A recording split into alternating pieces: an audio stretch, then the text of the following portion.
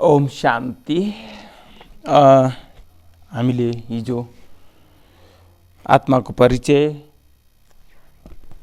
परमात्माको परिचय, परमात्मा सबै धर्मका आत्माहरूको पिता हुनुहुन्छ र परमात्माको गुण विशेषताको बारेमा थाहा पायौँ। अब आज छ तीन लोकको परिचय। तीनवटा लोक, पुरै तीनवटा लोकलाई ब्रह्माण्ड भनिन्छ। यसमा सबैभन्दा माथि छ ब्रह्मलोक, परलोक। यसलाई परमधामको नामले पनि पुकारिन्छ। यहाँ चाहिँ स्वयं निराकार परमपिता परमात्मा बस्नुहुन्छ। हामी आत्मा पनि यो संसारमा आउनुभन्दा अगाडि यही घरमा थियौँ। यसलाई परलोक, परमधाम, शिवलोक, निराकारी दुनियाँ अनेक नामले पुकारिन्छ। हामी सबै आत्माहरूको रहने घर। यो संसारमा हामी नाटक खेल्न आएका हौँ। यो त 2 दिनका डेरा, तेरा न मेरा। त्यसकारण हामी यो 5 तत्त्वको शरीर धारण गरेर संसारमा पाठ खेलिरहेका छौँ। यसलाई पञ्चभौतिक तत्त्वको दुनियाँ भनिन्छ। जल, वायु, अग्नि, पृथ्वी, आकाश। भन्नु त, जल, वायु, अग्नि, पृथ्वी, आकाश। यो 5 तत्त्वको दुनियाँ छ। यो 5 तत्त्वको दुनियाँको यो शरीर छोडिसके पछाडि हामी जाने घरको नाम परमधाम हो। परमधामबाट हामी यस संसारमा पाठ खेल्नको लागि आएका।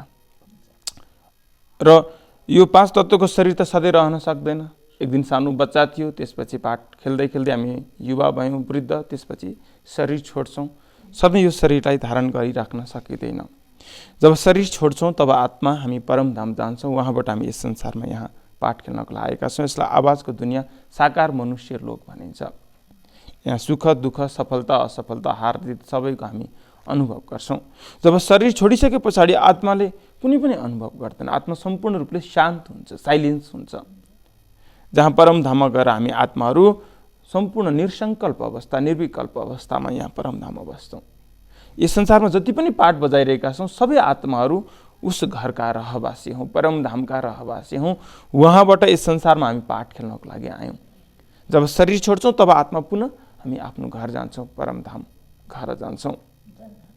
अब बिचमा देखाइएको छ ब्रह्मा विष्णु शङ्करको दुनियाँ। ब्रह्मा विष्णु शङ्कर, उहाँहरूलाई सूक्ष्म देवता भनिन्छ र उहाँहरू बस्ने लोकलाई सूक्ष्म लोक भनिन्छ। उहाँहरूको हाम्रो जस्तो हड्डी मासुको शरीर छैन, प्रकाशको शरीर छ। त्यहाँ चाहिँ केवल इसाराद्वारा कुरा हुन्छ, जसलाई सूक्ष्म लोकको नामले पुकारिएको छ। त्यसकारण तीनवटा लोक, सबैभन्दा माथि ब्रह्मलोक, परमधाम, परलोक, विभिन्न नामले पुकारिन्छ। यसलाई निराकारी दुनियाँ, शान्तिधाम, परमधाम। बिचमा छ सूक्ष्म वतन, सूक्ष्म लोक र सबैभन्दा तल छ साकार मनुष्य लोक। त्यसकारण के त भन्दाखेरि सबभन्दा माथि परमधाममा परमात्मा बस्नुहुन्छ। परमधाममा परमात्मा बस्नुहुन्छ। हजुर, परमधाममा परमात्मा बस्नुहुन्छ। परमात्मा चाहिँ माथिबाट तल यस संसारमा जन्म मरणको चक्रमा आउनुहुन्न, तर हामी चाहिँ जन्म र मृत्युको चक्रमा आउँछौँ। जन्म र मृत्युको चक्रमा आउँछौँ, तर परमात्मा चाहिँ जन्म र मरणको चक्रमा आउनुहुन्न। सदा मुक्त सचित आनन्द स्वरूप अवस्थामा, निराकारी अवस्थामा, जन्म र मरणको चक्रमा नआउनेवाला होइन। त्यसकारण के त भन्दाखेरि परमधाममा परमात्मा बस्नुहुन्छ। हामी उहाँबाट यस संसारमा पाठ खेल्न आउँछौँ सुख र दुःखको चक्रमा। जब यस संसारमा सम्पूर्ण रूपले दुःख र अशान्ति हुन्छ, हामी दुःखी हुन्छौँ, पीडित हुन्छौँ, तब परमात्मा माथिबाट तल यस संसारमा आउनुहुन्छ हामीलाई फेरि पतितबाट पावन बनाउनको लागि, हामीलाई दुःखबाट छुटाएर सुख शान्तिको दुनियाँमा लिएर जानको लागि। जस्तो एउटा कहानी छ, 7 तलाभन्दा माथि कुनै सानो बच्चालाई कुनै मम्मीले, आमाले विभिन्न किसिमका भौतिक खेल्नको लागि साधनहरू राखिदिनु भएको छ। फुटबल, भलिबल, क्यारिम, चेस होइन, भिडियो गेम, साइकल, सबै आफ्ना खेलौनाहरू किनेर बच्चालाई 7 तला माथि होइन राखिदिनुहुन्छ। र अब तिमी यहाँ खेलेर बस। हजुर, खेलेर बस। अब तिमी यहाँ कहीँ खेलेर बस्छ, तिमीलाई कहीँ पनि जानु छैन। बच्चालाई सबै खेलौनाहरू दिएर आमा चाहिँ आफ्नो काममा व्यस्त हुनुहुन्छ। काममा व्यस्त हुनुहुन्छ। केही समय पछाडि बच्चा कहिले क्यारिम खेल्छ, कहिले चेस खेल्छ, कहिले लुडो खेल्छ, कहिले एक्लै खेलेर बसिरहेको छ, कहिले भिडियो गेम खेल्छ, एक्लै छ, साथी कोही पनि छैन, त्यही साधन उसँग साथी छ। केही समय पछाडि उसका आफ्नै उमेरका साथीहरू तल ग्राउन्डमा, चौरमा चाहिँ फुटबल खेलिरहेका छन्, लाइभमा खेलिरहेका छन्। बच्चाहरू कराएको सुन्छ उसले माथिबाट, आफ्नै उमेरका साथीहरू कराएको सुन्छ उसले, र उसले माथि छतबाट हेर्दाखेरि त आफ्नै उमेरका साथीहरू फुटबल खेलिरहेका छन्, कराइरहेका छन्, रमाइलो गरिरहेका छन्। त्यसपछि बच्चाले सोच्यो कि ओहो, मेरो उमेरका साथीहरू तल खेलेर बसिरहेका छन्, म यहाँ एक्लै के गरेर बसिरहेको छु, एक्लै छु। अनि उसले आफ्नो मम्मीलाई भनेछ कि मम्मी मलाई त एक्लै खेल्दा खेल्दै बोर लाग्यो, मेरो साथीहरू सबै तल खेलेर बसिरहेको छ, मलाई पनि तल पठाइदिनुहोस्। त्यस पछाडि मम्मीले भन्नुभयो कि तल त जम्मा एउटा बल खेलेर बसिरहेका छन्, तिमीलाई त मैले सब कुछ दिएको छु, तिमी यहीँ बस्छ न, तिमीलाई के कुराको कमी छ र। त्यसपछि बच्चाले भन्छ कि सबै साथीहरू तल, म एक्लै माथि, मलाई मजा आएको छैन, मलाई रमाइलो लागेको छैन, म एक्लै कोसँग खेल्नु। अनि त्यस पछाडि मम्मीले बच्चाले जिद्दी गर्छ उसलाई, होइन मम्मी मलाई तलै जानु छ। अनि मम्मीले फेरि भन्नुहुन्छ कि होइन तल तिमी नजाऊ, त्यहाँ तल एकदम रफ गेम छ, त्यहाँ एकदम तिमीलाई लडाउँछन्, तिमीलाई चाहिँ हराउँछन्, तिमीलाई दुःखी बनाउँछन्, तिमीलाई चोटपटक लाग्छ, घाम पानी सहनुपर्छ, त्यहाँ तल गइसके पछाडि त तिमी नजाऊ भन्दाखेरि बच्चाले भनेछ कि घाम पानी सहनु परे पनि साथीहरूको जो हालत मेरो त्यही हालत, म त जसरी नि तलै जाने हो, म त माथि त मलाई एक्लै बोर लागिरहेको छ। धेरै जिद्दी गरेपछि बच्चाको धेरै जिद्दी पश्चात उसको मम्मीले उसलाई तल लगिदिनुहुन्छ, ल खेल। साथीहरूसँग ऊ खेल्न लाग्यो, एकदम रमाइलो भयो, यति रमाइलो भयो, नयाँ जोस, नयाँ ऊर्जा, नयाँ शक्तिका साथमा आएको थियो खेल्नको लागि। बिहानको समयमा फ्रेस थियो, उसको शरीरमा शक्ति थियो, ऊ खेल्न थाल्यो। सुरुमा त धेरै उमङ्ग उत्साह रमाइलो भयो खेल्दाखेरि, सुरुमा त एकदम प्रेमका साथ खेल्न थाल्छन्। तर बिस्तारै गेम कम्पिटिसनमा जान्छ, अर्थात् कसले जित्ने कसले हार्ने भन्ने सवाल जब उठ्न थाल्छ, त्यस पछाडि जब दिनको समयमा कम्पिटिसन सुरु भयो, कसैको तर्फबाट नि गोल नभए पछाडि अब कसले गोल हान्ने त, कसले जित्ने त, हामीले जित्नुपर्छ भन्छ, उसले भन्छ हामीले जित्नुपर्छ। दुईवटा पक्षमा त्यहाँ एकदम के त कम्पिटिसन हुन्छ, प्रतिस्पर्धा हुन्छ उनीहरूको। र धेरै प्रतिस्पर्धा हुँदै जाँदा कसैले पनि गोल हान्न नसकिसके पछाडि जित्ने होडबाजीमा, तँभन्दा म के कम भन्ने होडबाजीमा बिस्तारै गेममा रफ बढ्दै जान्छ, रफ हुँदै जान्छ गेम, झेल हुँदै जान्छ गेममा। र साँझ परिसक्दाखेरि पनि गोल नभए पछाडि एकदम उनीहरू बिच अब हानाहान हुन थाल्छ, फाइट हुन थाल्छ। र विपक्षी साथीहरूले त्यो बच्चालाई धक्का दिएर लडाएर उसलाई चोट लाग्छ र विपक्षी साथीहरूले गोल हान्छन्।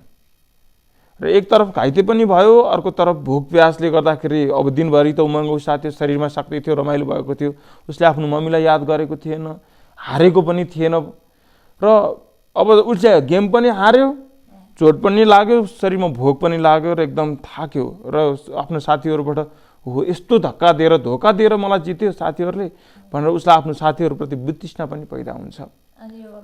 अनि त्यस पछाडि बल्ल उसलाई आफ्नो मम्मीको याद आउँछ, मम्मी भनेर रुन्छ, ऊ कराउँछ। र सात तला माथिमा बस्नुभएको उसको मम्मी, बच्चाको मम्मीले उसको आवाज सुनेर तल दौडेर आउनुहुन्छ र आफ्नो बच्चालाई गोदमा लिनुहुन्छ। र सबै बच्चाहरूलाई भन्नुहुन्छ कि अब आजको दिन पुरा भयो, अब साँझ पनि परिसक्यो, सबैजना आफ्नो घर जाऊ। सबैलाई घर पठाएर आफ्नो बच्चालाई पनि माथि लिएर जानुहुन्छ। फोहोर भएको सारा मैलो कपडा फोहोर भएको थियो, त्यसलाई साफ गरिदिनुहुन्छ, नुहाइदिनुहुन्छ बच्चालाई, होइन, घाउ भएको ठाउँमा मलमपट्टि लगाइदिनुहुन्छ, खाना खिलाइदिनुहुन्छ र आरामले रेस्ट गराइदिनुहुन्छ। बच्चा आनन्दले शान्तपूर्वक सुत्छ। रातभरि सुतेर फ्रेस हुन्छ। फ्रेस भइसकेपछि भोलिपल्ट फेरि बिहान मम्मीले उसलाई ल अब यही खेलौनासँग खेलेर बस, तिमीलाई कहीँ पनि जानु छैन, यसैसँग खेलेर बस है भनेर आफ्नो काममा बिजी हुनुभएको थियो। फेरि केही समय पछाडि त्यसै गरी तल चौरमा हाउ गरेर आफ्नै उमेरका बच्चाहरू दौडेको, कराएको, हाँसेको, उफ्रेको देख्छ। त्यसपछि फेरि उसलाई तल जान मन लाग्छ र फेरि मम्मीसँग जिद्दी गर्छ र त्यसै गरी जान्छ। उसको दोस्रो दिन पनि त्यही हालत हुन्छ जुन पहिलो दिन भएको थियो। त्यसकारण यो कहानी भनेको हाम्रो आफ्नै कहानी हो। यहाँ परमात्माको साथमा हामी आनन्दको सुख, शान्ति, प्रेम, आनन्दको सागरको छत्र छायामा थियौँ। खुसी थियो, आनन्द थियो, प्रेम, सब कुछ थियो हाम्रो पासमा। तर माथि अब सबै साथीहरू तल आउँदै जान थालिसके पछाडि हामी पनि माथि एक्लै बस्न बोर लाग्यो हामीलाई। किनकि हाम्रो आत्माको पाठ नै हो कि यस संसारमा आएर हाम्रो चाहिँ कि त स्वभाव नै हो संसारमा आएर पाठ खेल्नु, अभिनय गर्नु। त्यो भएको हुनाले त्यो संस्कारले हामीलाई खिचेर हामी तल आउँछौँ। तल आइसकेपछि यो संसारमा आएर सत्ययुग, त्रेतायुग, द्वापरयुग, कलियुगमा पाठ खेल्दै जान्छौँ। सुरुमा त सत्ययुगमा, त्रेतायुगमा आनन्द थियो, अकालमा मृत्यु हुँदैन थियो, दुःख शान्ति हुँदैन थियो, सुख शान्ति थियो, सब कुछ भरपुर थियो। बिस्तारै संसारको जनसङ्ख्या पनि बढ्दै जान थाल्यो। अनि द्वापर युगदेखि विभिन्न हार जितका कुराहरू आउन थाले, विभिन्न किसिमको चाहिँ के त कम्पिटिसन सुरु भयो, देहभानहरू आयो।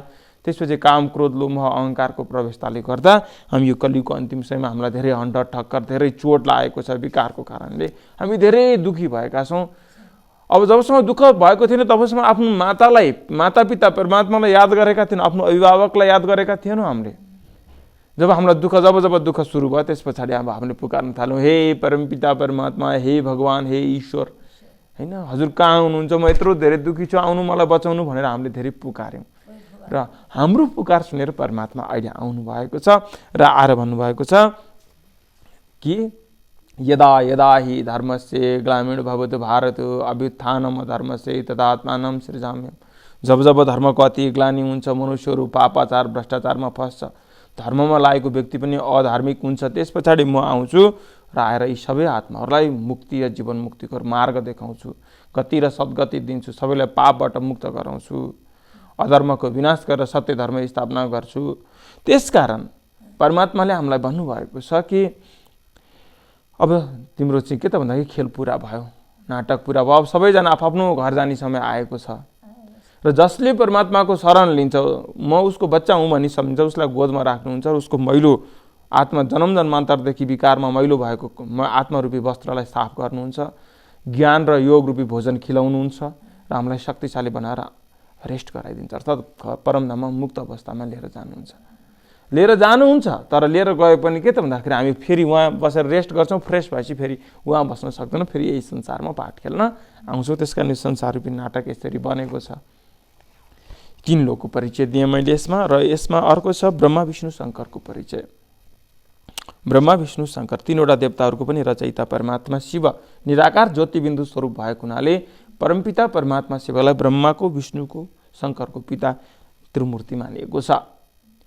र परमात्माले यस संसारलाई चाहिँ सबभन्दा पहिला 3वटा देवताहरूको रचना गरेर ब्रह्माद्वारा स्थापनाको कार्य गर्नुहुन्छ।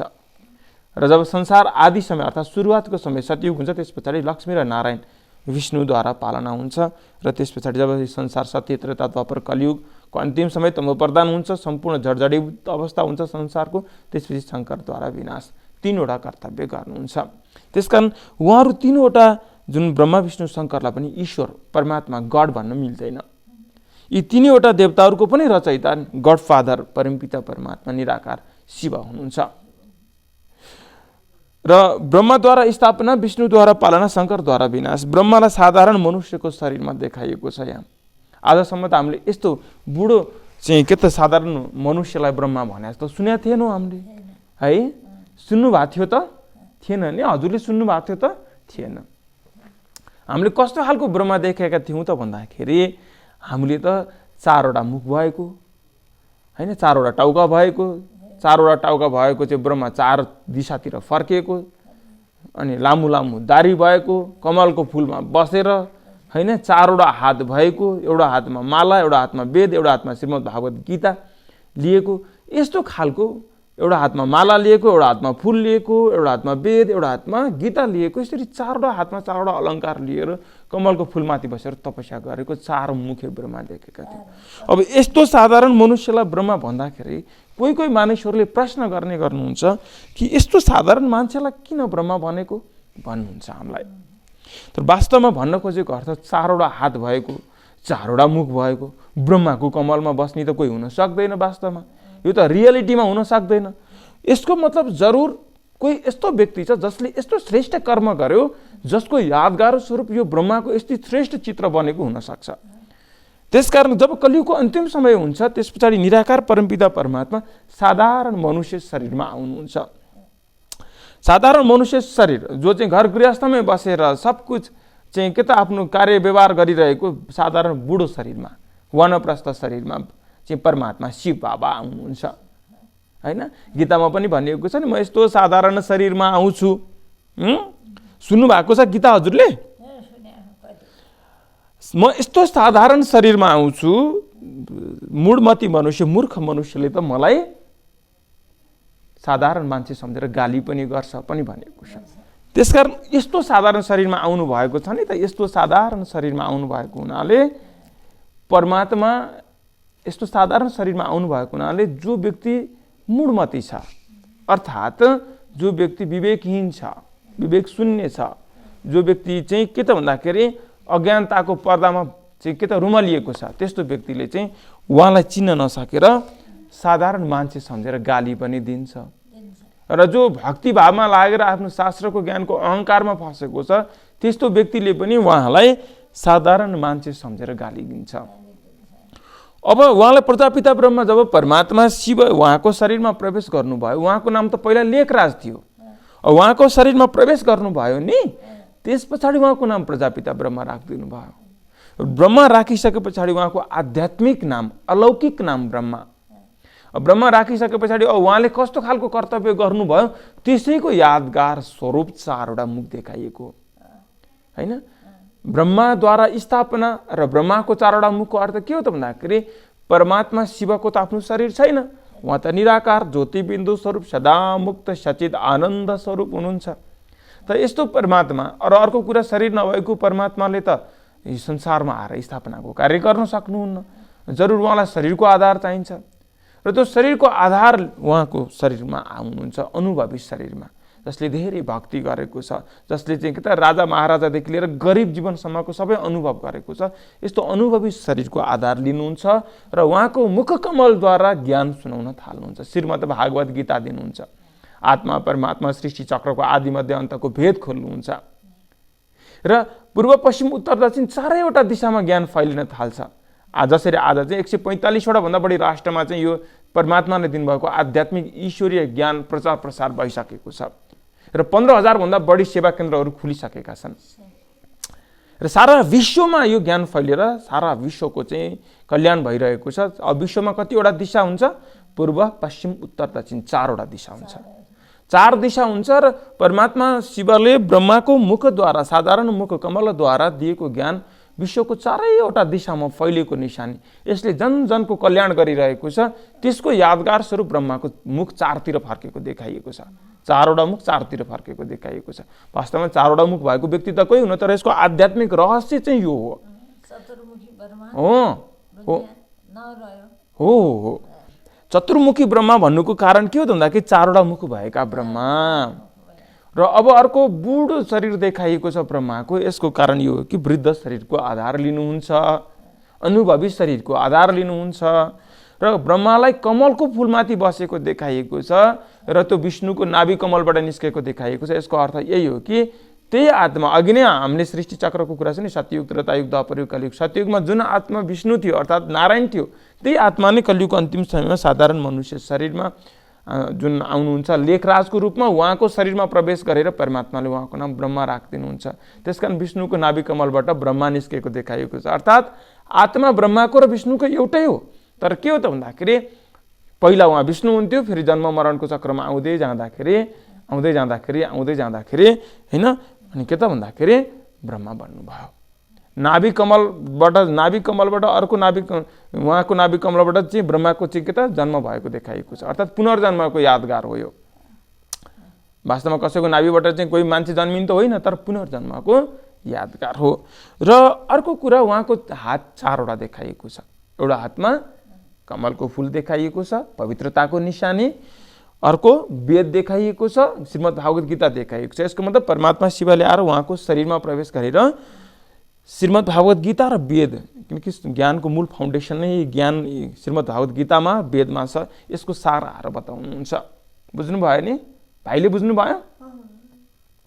त्यसकारण श्रीमद् भागवत गीता र वेदको सार सम्झाएको यादगार उहाँको हातमा वेद र चाहिँ गीता देखाइएको छ। र अर्को कुरा माला देखाइएको छ, वैजयन्ती माला। अर्थात् ब्रह्माको शरीरमा प्रवेश गर्नुभएको परमपिता परमात्मा शिवले यस्ता महान आत्माहरूलाई रचना गर्नुहुन्छ, 108 आत्माहरू जसले चाहिँ प्रकृति र मायामाथि सम्पूर्ण विजय प्राप्त गर्छन्। त्यस्ता आत्माहरूको परमात्माले पनि स्मरण गर्नुभएको हुनाले ब्रह्माको हातमा माला देखाइएको छ। त्यसकारण के त भन्दाखेरि ब्रह्मा, अब आज त हामीलाई थाहा भयो नि ब्रह्मालाई किन साधारण शरीरमा देखाइएको छ र ब्रह्मालाई किन त्यस्तो चाहिँ 4वटा मुख देखाइएको छ। आज हामीलाई यसको आध्यात्मिक रहस्य थाहा भयो। वास्तवमा साधारण शरीरमा प्रवेश गर्नुभएको हो र जुन फोटोमा देख्छौँ भक्ति मार्गमा, त्यो जुन ब्रह्माको चित्र चाहिँ आध्यात्मिक चित्र हो, यादगार चित्र हो।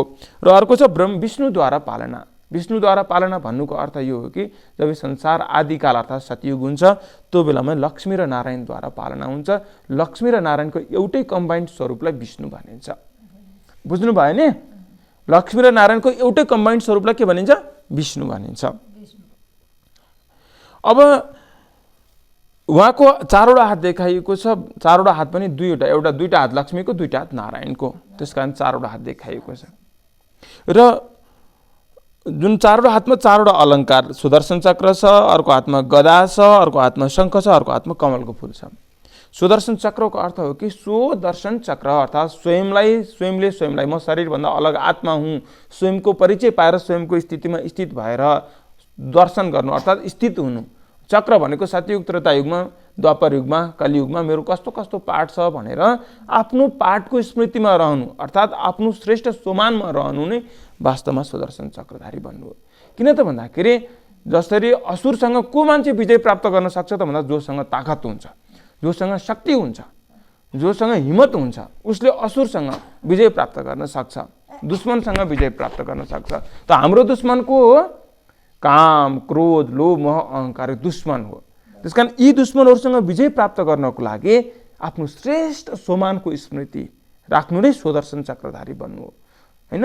म को हुँ? आत्मा। सो दर्शन चक्र, सो माना म आत्मा, दर्शन माना स्वयंको स्वरूपमा स्थित हुनु, चक्र माना सत्य त्रेता द्वापर कलिको ज्ञानलाई स्मरण गर्नु। र यी युगहरूमा मेरो कस्तो श्रेष्ठ पाठ छ। किन त भन्दाखेरि आफ्नो श्रेष्ठ पाठको स्मृतिमा राखेन भने त अहिले त हामी साधारण छौँ। यस्तो काम, क्रोध, लोभ, मोह, अहंकार यस्तो विकराल चाहिँ के त विकारहरूमाथि जित प्राप्त गर्ने हामीसँग ताकत त छैन। त्यसको लागि त शक्ति चाहियो। त्यो शक्तिको लागि आफ्नो श्रेष्ठ सोमानमा रहनु छ। हैन? श्रेष्ठ सोमान जस्तो कि हनुमानलाई पनि देखाउँछ नि, हनुमानले सबै परीक्षा पास गरेर गइसकेपछि लङ्का पार हुनुभन्दा अगाडि कति ठुलो समुद्र आयो। अनि समुद्र आइसके पछाडि त्यो समुद्रलाई पार गर्ने बेलामा एकदम हिम्मतहीन भएर बसिरहेको थियो। कुनै व्यक्तिले गएर उसलाई हिम्मत दिन्छ, हे हनुमान तिमी किन कमजोर बन्छौ?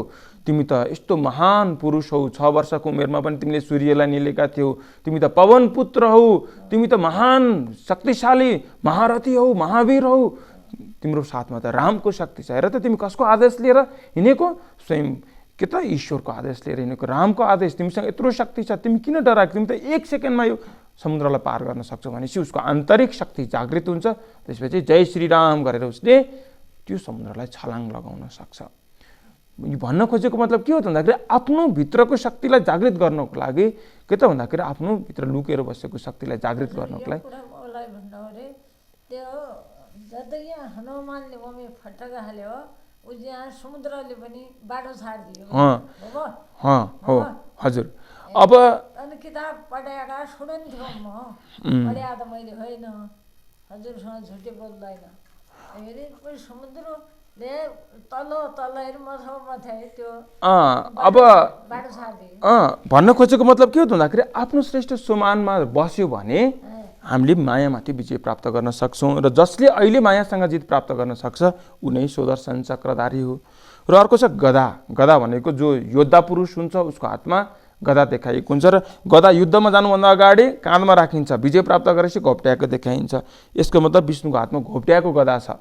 यसको मतलब उहाँ विजयी हुनुहुन्छ। काम, क्रोध, लोभ, मोह, अहंकारमाथि ज्ञान रूपी गदालाई गदाद्वारा प्रहार गरेर, किनकि जो ज्ञानमा शक्तिशाली हुन्छ उनै के त मायासँग विजय प्राप्त गर्न सक्छ। र जसले अहिले मायासँग विजय प्राप्त गर्न सक्छ ऊ विष्णुको दुनियाँमा जान सक्छ भन्न खोजेको। र अर्को शङ्ख देखाइएको छ। शङ्ख भनेको मधुर वाणीको प्रतीक। जस्तो हाम्रो घरमा शङ्ख बज्यो भने कति मिठो लाग्छ हैन?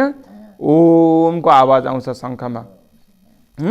त्यसकारण के त जो जसको घरमा शङ्ख बज्छ उसको घरमा शान्ति हुन्छ। हाम्रो बोली त्यस्तो होस् जस्तो शङ्ख बजेको जस्तो होस्। सबैलाई के त स्वयंको स्वरूपमा स्थित गर्ने खालको र परमात्मामा जोडाउने खालको। शङ्ख बजेपछि हरेक व्यक्ति जब घरमा शङ्ख बजिसके पछाडि हरेक व्यक्ति के गर्छ? ईश्वरलाई याद गर्छ नि हैन? शङ्खलाई याद गरेपछि सत्य स्वरूपमा एकछिन भए नि मौन हुन्छ नि।